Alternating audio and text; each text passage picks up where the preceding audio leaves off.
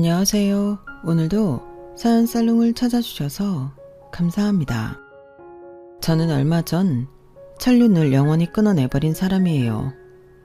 요즘 사람들과는 다르게 제가 어렸을 적만 하더라도 가족은 하늘이 정해준 인연이고 가장 최우선으로 소중하게 대해야 한다고 배우는 게 당연했어요. 그러다 보니 어떤 일이 있더라도 가족을 버린다는 건 상상도 못할 일이었죠. 세월이 지나 저도 제 인생을 살아오면서 수많은 사람들을 스쳐 지나가며 여러 인연들이 끊겼었지만 그중 하나가 가족이 될 줄은 몰랐어요. 저는 2남 1녀 3남매 중 장녀로 태어났어요. 어렸을 적 저희 집은 시골 읍내 근처에 살았었죠. 동네 자체가 시골이었지만 그 중에서도 읍내에 지내는 저희 가족은 다른 집보다 부유한 편이었어요. 저희 아버지는 그 시절에 읍내에서 전자기기 장사를 하셨죠.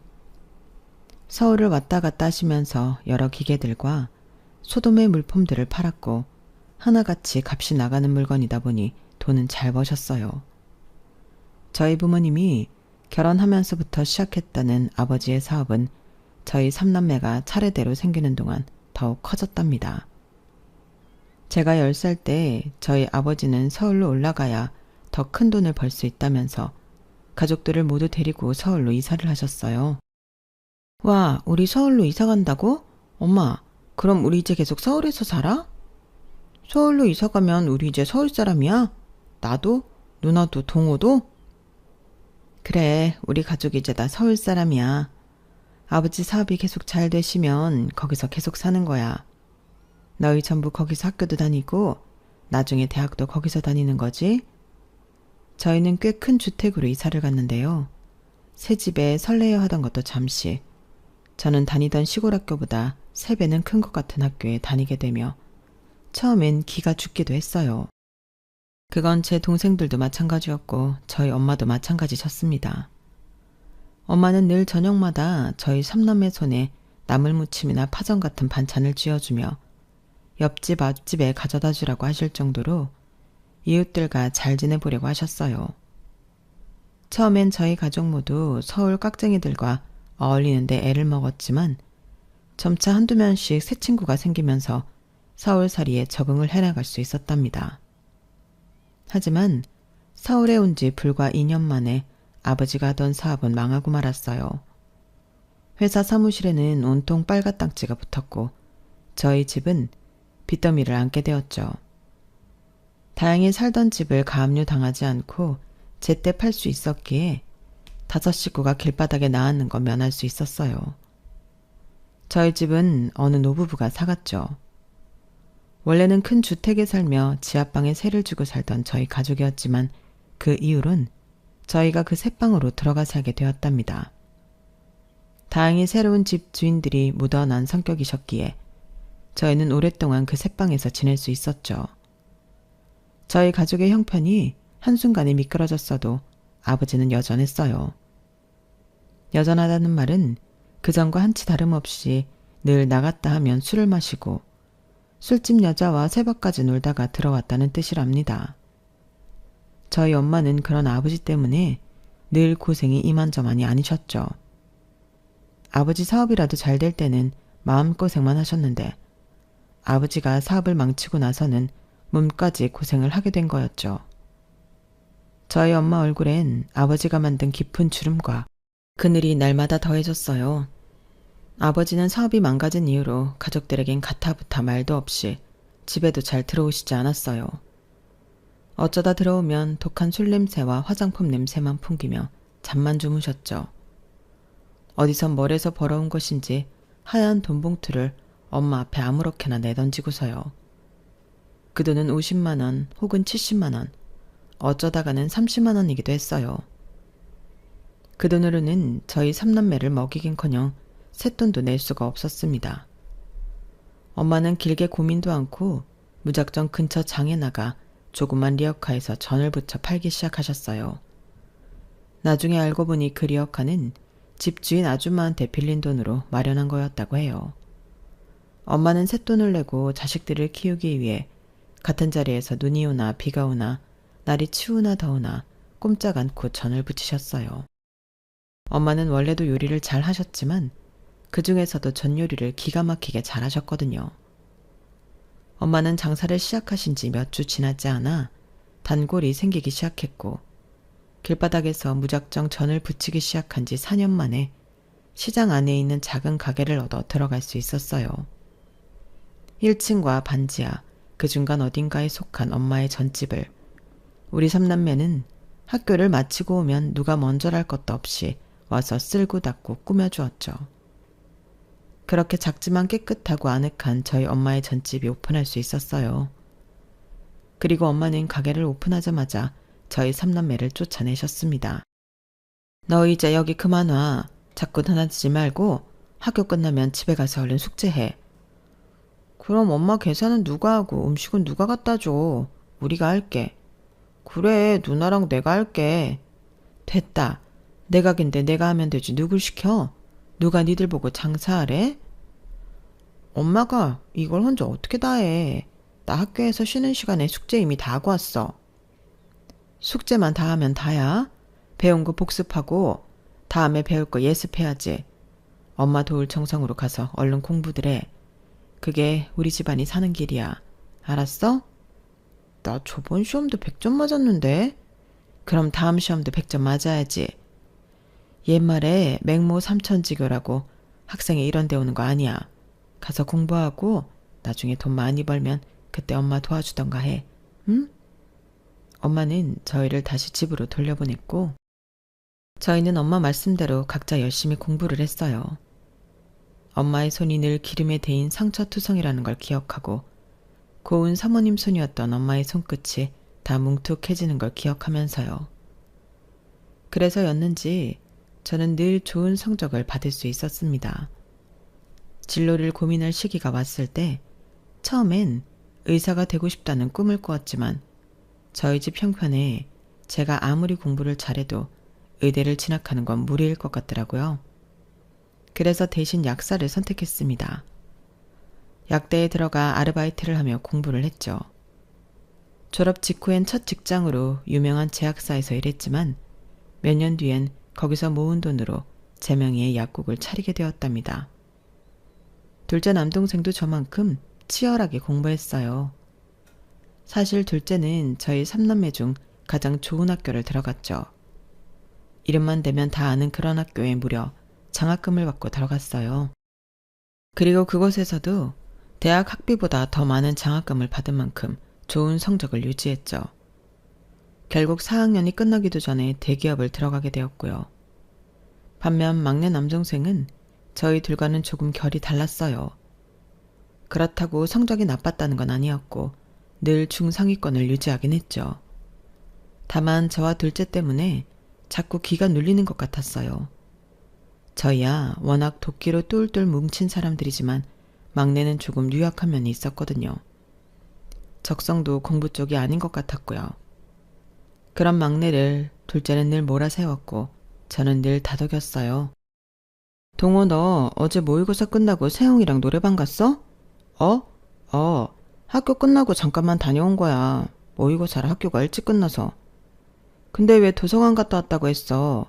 누나가 너 시험 끝나고 친구랑 노래방 간 거 가지고 뭐라고 하는 것도 아닌데. 누나는 그렇지. 형이 알았으면 또 한 소리 들었을걸? 아니 꼭 그렇지 않더라도 오늘은 도서관 다녀온 거 맞아. 나도 괜찮은 대학 가야지. 장학금도 받고. 형 눈치도 보지 마. 그냥 너는 너 하고 싶은 거 하고 살아. 뭘 하든 밥벌이만 하면 돼. 형도 그거 걱정해서 그러는 거야. 이제 누나랑 형이 둘 다 돈 버니까 너는 그냥 너 하고 싶은 거 해. 말은 그렇게 했지만 저는 사실 둘째가 막내가 아버지를 닮을까봐 두려운 마음에 잔소리를 하는 걸 알고 있었어요. 솔직히 저도 그런 걱정을 내심 품고는 있었고요. 막내는 우리 중 혼자 아버지를 판박이처럼 닮은 외모를 가졌고 또 아버지처럼 사람을 좋아하고 잘 다루는 면이 있었거든요. 게다가 TV에 나오는 가수들의 노래나 춤도 곧잘 따라하는 게 음주 가무를 좋아하는 아버지랑 겹쳐서 보였던 것도 사실입니다. 물론 막내는 어려서부터 술, 담배 하는 못된 아이들과는 거리가 먼 순박한 아이였기에 저는 애써 불안한 마음을 외면하고 지냈던 거죠. 저와 둘째의 걱정과 달리 막내는 애들을 가르치는 선생님이 되겠다며 본인의 진로를 정하고는 사범대학을 들어갔어요. 3년 동안 학교를 성실히 다니던 막내는 교생 실습을 마치고 돌연 선생님을 한다고 하더군요. 본인은 바리스타가 되겠다면서요. 당시 저와 둘째는 커피 타는 일로 무슨 돈이 되겠나 싶어서 막내를 며칠 동안 붙잡고 말렸는데요. 커피야 학교 선생님 하면서 틈틈이 취미로 만들면 되지. 굳이 그걸 관두고 해야 할 이유가 있어? 학교 선생님들은 방학도 있잖아. 방학 때만 만들면 되지. 누나, 그게 문제가 아니야. 그냥 나는 선생님 못할 것 같아서 그래. 교생 실습하면서 실제로 학교에 있어 보니까 확실히 알았어. 나는 그 일 못해. 야, 나는 뭐 처음부터 회사 생활 잘한 줄 아냐? 누나는 처음부터 잘했을 것 같아? 다 하다 보면 짬이 생기고 그러다 보면 느는 거지. 뭘 해보지도 않고 지레 겁부터 먹어. 몇십 명이나 되는 애들을 나 혼자 상대해야 한다고. 애들만 상대하는 거면 괜찮을지도 몰라. 선생님들끼리도 하루 종일 사람한테 치이면서 사는 거야. 나는 진짜 못 버틸 것 같아. 그럼 몇십 명 되는 손님은 어떻게 감당하게? 너보다 한참 어린 학생들도 감당을 못하겠다고 있으면서 성인들은 어떻게 감당하겠다는 거야? 서비스직, 영업직에서 일하면 진상들 얼마나 많이 만나는 줄 아냐? 그런데 이때 저희 엄마가 유일하게 막내 편을 들어주셨어요. 나 돌아. 얘도 다 생각이 있으니까 그런 결정을 내렸겠지. 아니, 얘가 뭘 모르니까 그러는 거지. 엄마는 동우도 자기 학비 자기가 다 벌어다 보태내다. 그러면서도 간간히 장학금도 받고 자기 몫은 다 하는 애니 놔둬라. 둘째는 엄마의 말에 아무 말도 못하고 짜증을 내며 밖으로 나가버렸어요. 저도 그때는 도무지 막내의 편을 들어줄 수 없었죠. 단지 엄마가 그만하라고 말리니까 그 말을 들었을 뿐이었어요. 엄마만 아니었으면 아마 몇 날 며칠이고 더 막내를 말렸겠죠. 하지만 엄마 말을 들어보니 막내가 애도 아니고 자기 의지가 확고한 성인인데 계속 떠들어봐야 무슨 소용이 있겠나 싶더라고요. 결국 저는 막내에게 그저 열심히 잘해보라고 응원할 수밖에 없었죠. 막내는 선생님이 되지 않겠다고 했지만 그래도 대학교는 졸업까지 마쳤어요. 그리고 그 이후부터는 이런저런 일을 하며 악착같이 돈을 모으기 시작했죠. 그 무렵은 저도 둘째도 차례대로 결혼식을 올리고 막 가정을 꾸려나가기 시작했을 때라 정신이 없었어요. 각자의 위치에서 자리 잡은 저와 둘째는 남은 가족들이 편하게 지낼 수 있도록 엄마의 전집 근처에 막 재개발한 동네에 있는 20평짜리 아파트를 하나 마련해 주었습니다. 더 큰 집을 구해드리고 싶었지만 엄마가 크게 말리시기도 했고 가정을 막 꾸릴 때라 금전적 여유가 크지 않았기도 했어요. 그리고 신혼 초 몇 개월이 지나자 일도 집안일도 바빠지기 시작하면서 친정에 자주 들르지 못했던 것 같네요. 제가 어쩌다 한 번씩 친정 새 아파트에 갈 때마다 막내는 집에 없거나 아님 세상 모르고 곤히 잠들어 있었어요. 막내방의 책상 위에는 각종 커피 원두가 담긴 병과 인테리어 자료들이 엄청나게 쌓여 있었죠. 처음에 막내의 꿈을 반대했던 게 미안해질 정도로 열심히 사니 저는 갈 때마다 막내의 책상 위에 소정의 용돈을 올려놓고 오곤 했죠. 그렇게 고생하던 막내는 결국 5년 만에 정말로 자기 카페를 차리게 되었어요. 인테리어 공부도 열심히 하더니 카페를 정말 예쁘게 꾸며놓았더군요. 심플하면서도 세련되고 아늑한 공간이었고 커피도 정말 맛있게 내렸어요. 곁들인 디저트도 맛이 일품이었죠. 당시 저는 처음 보는 신기한 커피를 내놓았는데 그게 대박이 났어요.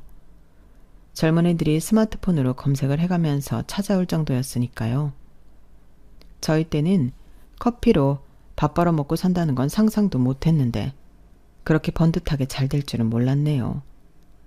돈을 많이 벌게 된 막내는 엄마의 전집을 리모델링 해주기도 했습니다. 막내의 카페는 어느새 저희 가족의 아지트가 되었고요. 엄마 가게 공사는 언제 끝나? 이제 거의 다 돼가나? 아니, 어제 끝났어. 원래 이런 경우가 잘 없는데 예상보다 일찍 끝내주셨더라고. 근데 아직 포스기 설치가 안 끝나서 제어프는 다음 주 목요일부터 한다고 했어. 환기도 좀 더 하는 게 좋을 것 같아서. 엄마, 동호한테 포스기 쓰는 법 잘 배웠어? 아, 나는 그거 괜히 번거롭기만 하고 내가 다 기억해서 할 수 있는데 괜히 그거 찍다가 헷갈린다니까? 그래도 잘 배워놔야지. 이제 가게도 넓어졌는데 엄마도 직원 더 많이 써야 할 거 아니야. 직원들이랑 같이 일하려면 시스템이 잘 갖춰줘야 편해. 동호가 잘한 거야, 엄마. 누나 말이 맞아. 엄마 가게 안 그래도 사람 계속 많아지고 있잖아. 저번에 보니까 손님들 줄 서서 기다리더만. 여기 새로 들어선 아파트 주민들이 엄청 가는 것 같더라고. 맞아. 여기 아파트 아직 짓고 있는데 엄청 많은데 거기 입주 다 들어오면 손님이 더 늘 것 같더라고. 그래서 내가 엄마 가게랑 내 카페 전부 스크린으로 번호 찍는 기계 주문했어. 요즘은 손님들 기다리는 것도 기계에 핸드폰 번호 입력하는 걸로 다 되더라고. 야, 처남이 장모님 장사 센스를 그대로 물려받았네요. 진짜 대단한 것 같아요. 한 집안에 맛집 주인이 둘이나 있다뇨. 아유, 아니에요. 저희야 매형이 올려준 매출이 반은 되는걸요. 너무 감사해요. 홍서방이 우리 동호 카페에 자주 오는가? 네, 아침 저녁으로 거의 매일 와요. 여기 근처에 여기만큼 커피가 고소하고 맛있는 데가 없더라고요.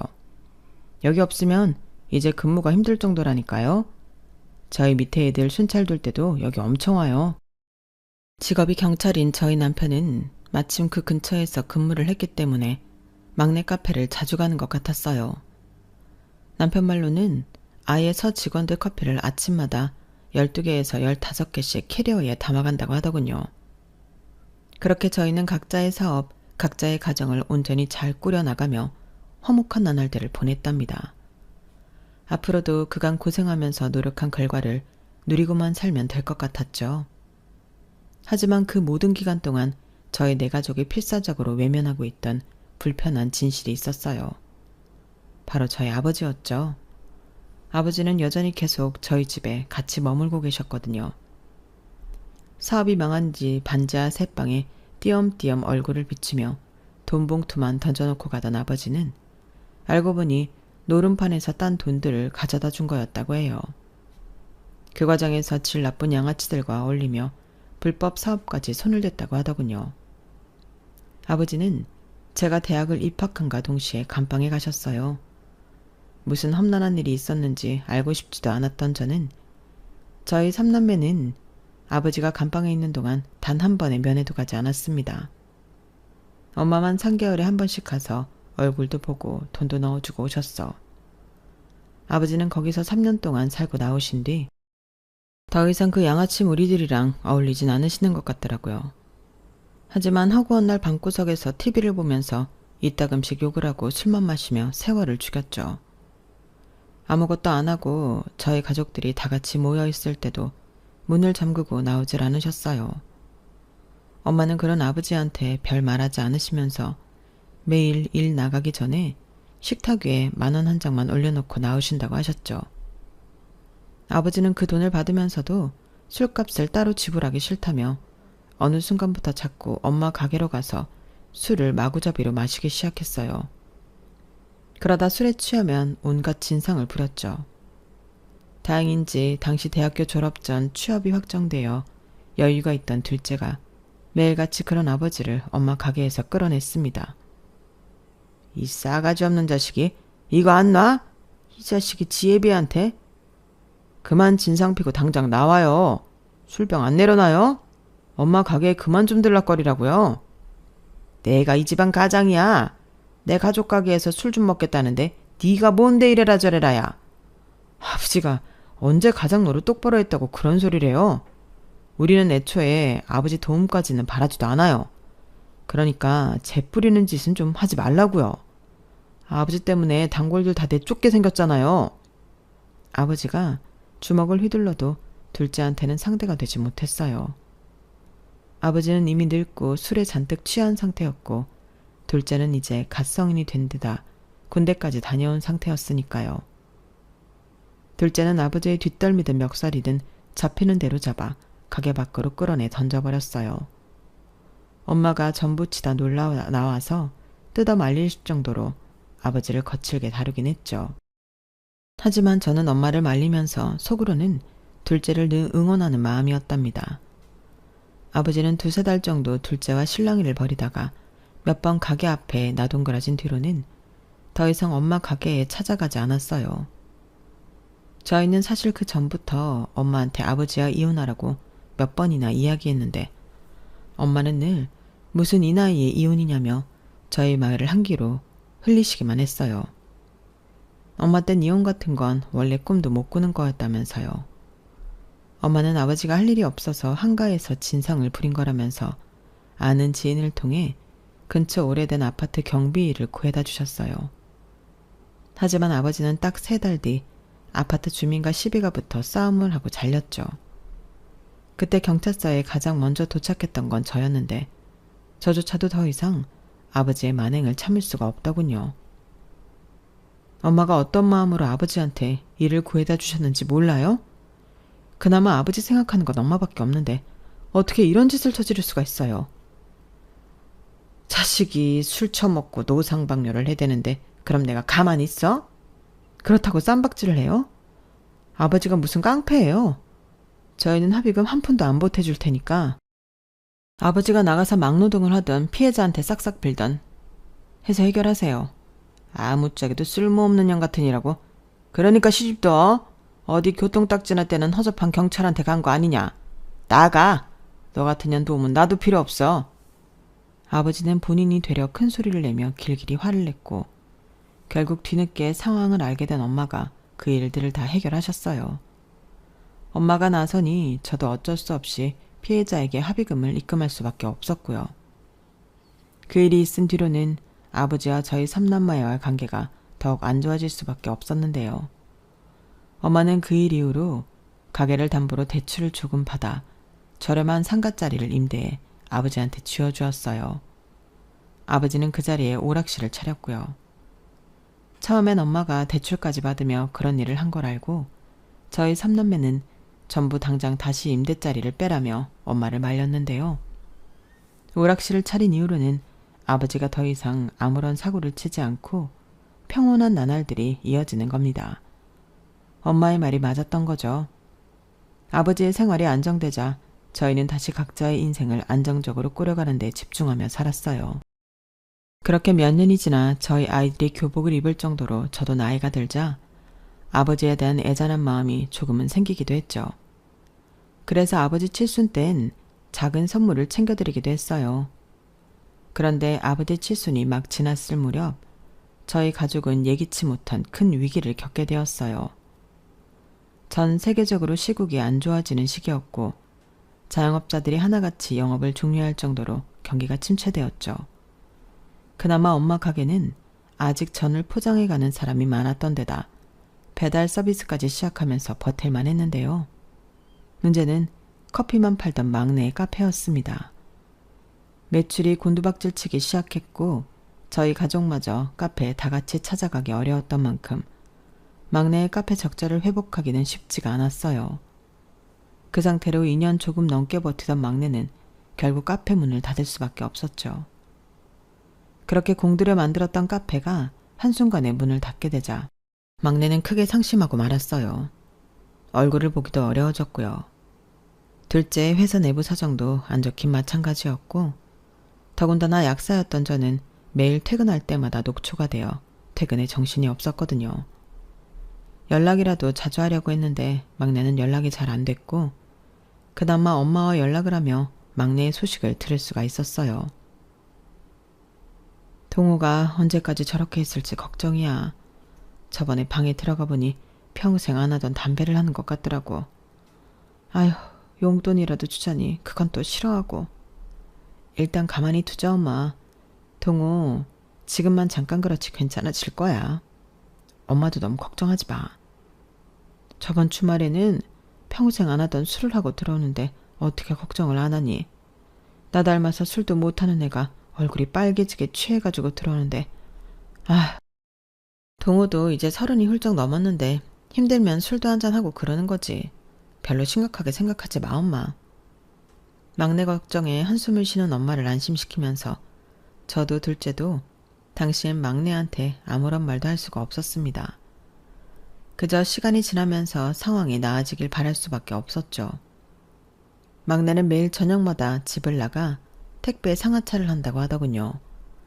그리고 시간이 조금 더 지나 사람들이 다시 예전처럼 외식도 하고 카페에 갈 수 있게 되어도 여전히 그 일을 이어가고 있었습니다. 안색은 눈에 띄게 어두워졌고요. 그렇게 지내던 사이 어느새 엄마의 칠순이 다가왔어요. 환갑 때는 일본 여행을 보내드렸었는데 엄마가 이번에는 그냥 가족끼리 시간을 보냈으면 좋겠다고 하시더라고요. 그래서 친척분들과 함께 간단하게 한 끼 식사하며 소박한 칠순잔치를 보내기로 계획했어요. 하지만 이런 일이 의례 그렇듯 지인들 사이에 얘기가 퍼지며 손님들이 많아졌고 결국 저희는 근처에 있는 호텔 연회장을 빌려 칠순잔치를 열게 되었답니다. 그리고 저는 엄마 칠순잔치에 아버지도 초대를 했어요. 둘째는 그 얘기를 듣자마자 볼멘 소리를 했죠. 이런 날에 무슨 아버지를 불러. 또 무슨 사고를 치실 줄 알고. 아버지 그동안 사고 안 치고 얌전히 계셨잖아. 이제 연세도 있고 아버지 곁에 아무도 없는데 이럴 때라도 챙겨드려야지. 차라리 나중에 우리끼리랑 식사하는 게 낫지. 괜히 거기서 또 술 드시고 취하면 뒷감당 어떻게 하려고? 네 아버지 술 안 자신 지 좀 됐다. 요즘은 나이를 많이 먹어서인가 성질도 많이 죽었고. 가족 친지 다 모이는 자리에 아버지만 쏙 빼놓는 것도 사람들 보기에 좋은 거 아니야. 엄마의 말에 둘째는 더 이상 아무 말도 하지 않았어요. 결국 저희 5가족과 친척, 지인들이 모두 참여한 칠순잔치가 열리게 되었죠. 평소 인망이 좋았던 엄마였기에 모인 손님들 모두 진심으로 엄마를 축하해 주었어요. 다들 반갑게 인사를 나누며 안부를 주고받으니 저랑 둘째는 동시에 굉장히 바빠졌죠. 저희가 바빴던 이유는 아무래도 막내가 신경 쓰였기 때문이에요. 상황이 좋지 않았던 막내는 자기 얘기를 최대한 안 하려고 말을 아끼고 있었거든요. 누가 막내한테 말을 걸으면 저랑 둘째가 얼른 끼어들며 그런 막내를 신경 쓰느라 정신이 없었던 거죠. 조금 위태롭긴 했지만 그래도 칠순잔치는 화기애애한 분위기로 잘 마무리되어 가고 있었어요. 식사가 거의 끝날 때쯤 저는 혼자 연회장을 나와 미리 정산을 끝내려고 했는데요. 그런데 손님들한테 받았던 현금을 모두 모아둔 쇼핑백이 사라졌다는 겁니다. 네? 왜 없어요? 누가 가져갔어요? 그거 좀 전에 막내 아드님이 가져가셨는데요. 정산 미리 하신다고. 막내가요? 그럴 리가요. 저는 전달받은 바가 없는데 저희 막내인 게 확실해요? 네. 내내 안에 계시면서 식사도 하시고 와인 많이 드신 분이셨는데 안에 있던 사람이었다고요? 일단 잠시만요. 혹시 저희 애들이나 조카들이 가져간 건가 싶어 확인해봤지만 애들은 노느라 그런 쇼핑백이 있는지도 몰랐다고 하더군요. 제 표정이 심각한 걸 눈치챘는지 남편이 다가와 무슨 일이냐고 물었어요. 저는 자초지종을 설명했고 남편은 잠시 기다리라며 연회장 밖으로 나갔죠. 제가 다시 가족 테이블로 와서 앉으니 둘째가 무슨 일이냐고 물어보았어요. 손님들 현금 모아둔 쇼핑백을 누가 가져갔대. 뭐? 그걸 누가 가져가? 누가 막내 아들이라고 하고 가져갔대. 직원 말로는 여기서 계속 식사하던 사람이라 당연히 가족인 줄 알고 줬다네. 혹시 애들인가 싶어서 확인해봤는데 애들은 아니라고 하고 동호는 계속 안에 있었잖아. 그치?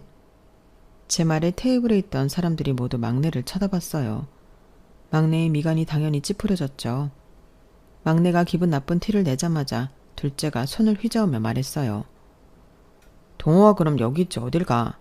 설마 이 소심이가 그랬을까? 아버지가 그랬으면 몰라도. 이 안에 아버지 말고 그럴 사람이 어딨어? 그냥 물어본 거야. 동호가 뭐하러 그런 짓을 해. 근데 확실히 아버지는 아니야. 젊은 남자였대잖아. 그때 저희 남편이 아까 저와 대화했던 직원과 함께 연회장 안으로 들어오더군요. 그와 동시에 연회장 문은 앞뒤로 모두 닫혔어요. 남편은 어디서 났는지 마이크를 들고선 입을 열었죠. 다들 잠시만 주목해주세요. 혹시 이만한 갈색 쇼핑백 보신 분 있나요? 쇼핑백 가져가신 분? 남편의 말에 연회장 안에 있던 손님들이 모두 웅성거리기 시작했어요. 일단 다들 자리에 앉아주시겠어요? 남편의 말에 서 있던 사람들이 다들 각자 자리를 찾아가던 그때였어요. 연회장 뒷문이 덜컹거리는 소리가 났죠. 어떤 남자가 뒷문을 열려고 했던 거였어요. 하지만 문이 잠겨있자 남자는 당황했고 순식간에 남자 직원 2명이 그 남자를 붙잡았어요. 남편은 쏜살같이 연회장을 가로질러 그 남자한테 다가갔고 손님들의 시선도 전부 남편을 따라갔죠. 그 짧은 사이 남자는 2명의 직원에게 주먹을 날리고 달아나려 했지만 순식간에 남편이 그 남자를 제압해버렸어요. 놔! 이거 안 놔? 현행 폭행범을 봤으니 못 놓습니다. 그쪽은 묵비권을 행사할 권리가 있고요. 그쪽이 하는 말은 그쪽한테 불리한 증거가 될 수 있으며 변호사를 선임한 권리가 있으세요. 알겠죠? 남편의 말이 끝남과 동시에 막내가 자리에서 벌떡 일어나더니 어디론가 후다닥 달려갔어요. 제가 반사적으로 그쪽을 보니 연회장 앞문 쪽으로 가려던 아버지를 막내가 덥석 잡더군요. 아버지, 이 와중에 어딜 가세요? 뭘 어디가? 화장실 간다. 화장실도 못 가냐? 근데 왜 이렇게 당황하세요? 뭐 찔리는 거라도 있으신 모양이에요. 막내의 말에 아버지는 아무 말도 못하고 어버버거렸고 막내는 그런 아버지를 붙잡고 남편이 있는 쪽으로 다가갔어요. 그러자 연회장 안에 있던 모든 사람들이 헉 하고 놀랐습니다. 아버지와 그 남자가 나란히 있자 2사람이 놀라울 정도로 똑같이 생긴 게 보였기 때문이었죠. 가까이 다가가 그 꼴을 본 저희 가족들은 모두 할 말을 잃고 말았네요. 굳어버린 저희 3남매 대신 남편이 그 남자에게 물었어요. 그쪽이 쇼핑백 가져갔어요? 무슨 쇼핑백? 나는 모르는 일인데? 당신 나 알아? 모르면 그게 더 문제 아닐까요? 저희 가족끼리 모여있는 자리인데요. 일단 가방 안에 있는 것부터 봅시다. 내가 왜 그래야 되는데? 당신이 무슨 경찰이라도 돼? 진짜 우리 가족 아니네. 나 경찰인 거 여기 모르는 사람이 없는데. 그러니까 방금 그쪽을 현행범으로 붙잡은 거 아닙니까? 가방 안에 또 무슨 위험한 물건이 있을지 모르니 좀 봐야겠습니다. 그 남자는 몸부림을 치며 저항했지만 지켜보던 손님들 중 몇몇 남자들이 후다닥 다가가 남편 대신 그 남자의 가방을 빼앗아 안을 살펴보았어요. 아니나 다를까 저희가 찾던 쇼핑백이 그대로 나왔죠. 그걸 본 남편은 곧바로 가서 조사를 받고 얘기했어요. 경찰서를 간다는 말에 그 남자는 더 격하게 저항했지만 이미 여러 명에게 제압을 당하고 있었기에 소용이 없었죠.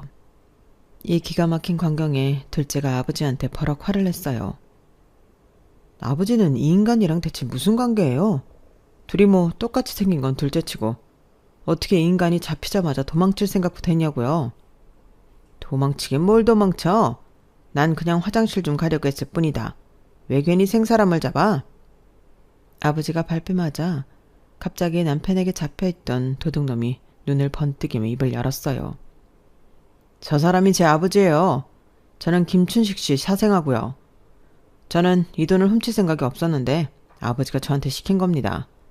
그게 아니면 제가 어떻게 알고 여기 들어와서 쇼핑백 위치까지 알았겠어요. 김춘식이 저한테 시킨 거예요. 갑자기 불쌍한 척을 하는 도둑놈의 말에 연회장 안에 있던 사람들은 전부 아버지를 쳐다봤어요. 사실 거기 있는 모두가 붕어빵처럼 닮은 2사람을 보고 당연히 눈치는 채고 있었어요. 특히 저희 가족들은 남봉꾼이었던 아버지한테 사생아가 있다는 게 놀랍지도 않았고요. 다만 그 사생아를 시켜 엄마 칠순잔치에 모인 돈을 훔치려고 했다는 게 기가 막힐 뿐이었죠. 저는 머리 끝까지 화가 나서 소리를 질렀어요. 아버지는 대체 뭐가 문제예요? 엄마가 아버지 하나 사람 만들겠다고 가게담보로 오락실까지 차려줬는데 이딴 식으로 뒤통수를 쳐요? 사위가 버젓이 경찰인 거 알면서도 이딴 짓을 저지를 생각을 해요? 최근엔 사고 좀 안 치고 얌전해졌나 싶었더니 어떻게 이딴 짓을 저질러요? 어디서 시접다는 놈을 갖다가 경찰이라고? 네 남편이 뭐 형사라도 돼? 너 쟤 알아?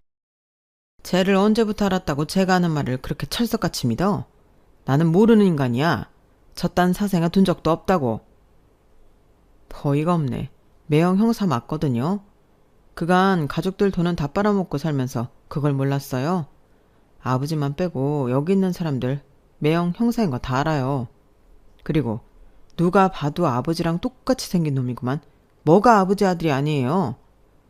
난 저런 양아치 새끼를 내 아들로 둔 적이 없어.